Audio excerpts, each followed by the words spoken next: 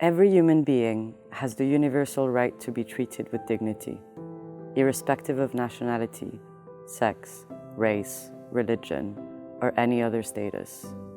These rights are codified in the International Bill of Human Rights and International Labour Organization's Declaration of Fundamental Principles and Rights at Work. The reality, though, is that human rights aren't always respected. This has direct negative effects for people, but can also damage companies through reputational, financial, and legal consequences. Following decades of documentation of private sector involvement in undermining human rights, the UN Guiding Principles on Business and Human Rights were unanimously adopted by member states in the UN Human Rights Council in 2011, and thereby defined the corporate responsibility to respect human rights worldwide. They are a normative standard of conduct and have become the universal, global playing field for companies and investors. In 2013, the UN Office of the High Commissioner for Human Rights clarified that they apply to institutional investors as well.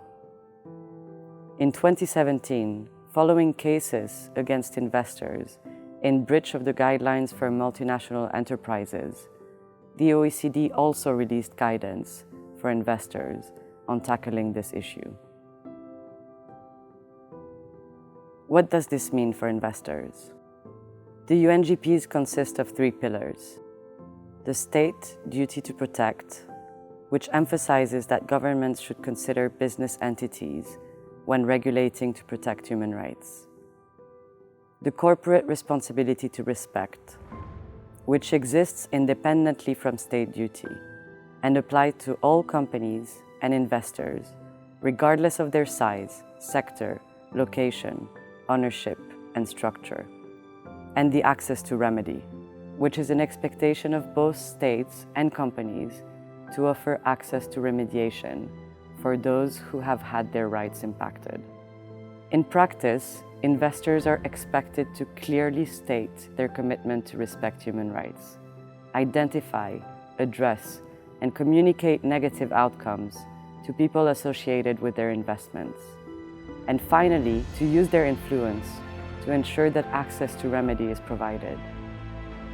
How will the PRI support investors to tackle this issue? We will raise awareness and build understanding of human rights among institutional investors. Increase accountability among signatories by introducing human rights questions into the PRI reporting framework. Facilitate collaboration to address industry challenges to implementing respect for human rights. Promote policy measures that enable investors to manage human rights issues. Drive meaningful data that allows investors to manage risks to people. In a renewed effort to address this issue, the PRI has set out a framework for investors to meet the standards set out in the UNGPs and align their investment, stewardship, and policy activities with the expectations of employees, beneficiaries, clients, governments, and wider society. Find out more in our recent paper. Let's all invest with respect.